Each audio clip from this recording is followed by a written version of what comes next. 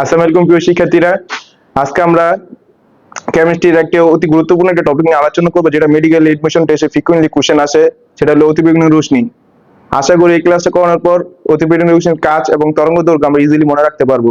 আসা শুরু করি।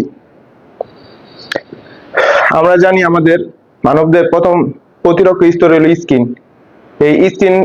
এই স্কিনের ভিতরে কোনো প্রথমে জীবাণু যদি অ্যাটাক করে, প্রথমে এই স্কিনের জীবাণুনাশক গুলো এই জীবাণুটাকে ধ্বংস করে দিবে, অথবা এই স্কিনের সেন্সর গুলো কাজ করে জীবাণুকে ধ্বংস করবে। এই ইউভি ফটো ইলেকট্রন, আমরা যদি একটা জীবাণু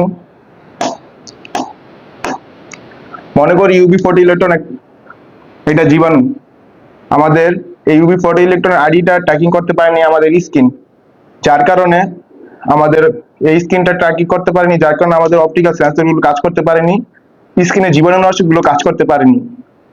তাহলে জীবাণুগুলো যদি কাজ করতে না পারে, তাহলে আমাদের এই জীবাণুকে ধ্বংস করার জন্য ড্রাগ লাগবে। এই ড্রাগের জন্য আমাদের কি করতে হবে? ড্রাগ শনাক্তকরণ করতে হবে।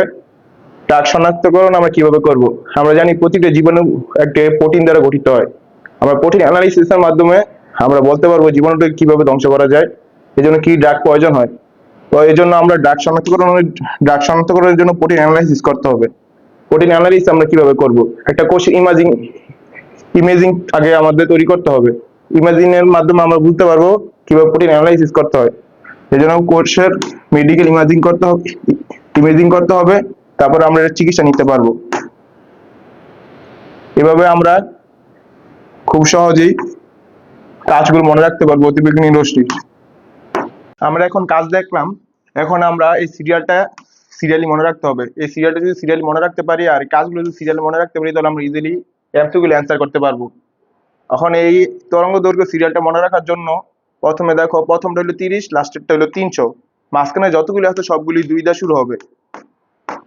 তারপর মনে রাখতে পারি প্রথমটা 30, তারপরটা হলো প্রথমটা 2 দিয়ে শুরু হবে, তারপরে 30, তারপরটা 230, তারপরে 10 বাড়বে 240, তারপরে একটা গ্যাপ হবে, তারপরে দেখো 3 আর 4 যোগ করলে কত? 207, তো 270, তারপর আমরা 10 বাড়াবো 280, আর মাঝখানে যেটা আমরা গ্যাপ দিয়েছি সেটা হলো 200।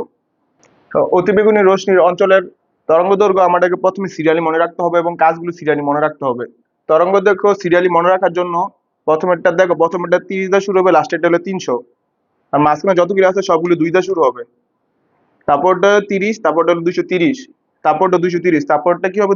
10 বাড়বে 240, তারপর একটা গ্যাপ হবে, তারপরটা দেখো 270 আছে, 3 আর 4 যোগ করলে কত হলো? 7, 270, তারপর আবার 10 বাড়বে 280, আর মাঝখানে আমরা যেটা গ্যাপ দিয়েছিলাম সেটা হলো 200। আমাদের প্রথম সিকোয়েন্সটা মনে রাখলে হবে, তারপরটা না মনে রাখলেও চলবে।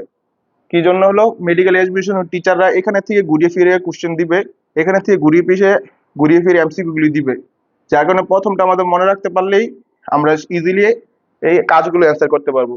আসলে কাজগুলো আমরা আরেকবার দেখে নিই।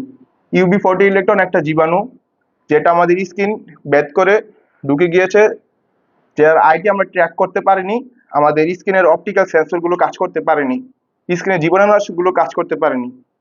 এই জন্য আমাদের ড্রাগ লাগবে। ড্রাগ লাগার জন্য আমাদের প্রথমে ড্রাগ শনাক্তকরণ করতে হবে।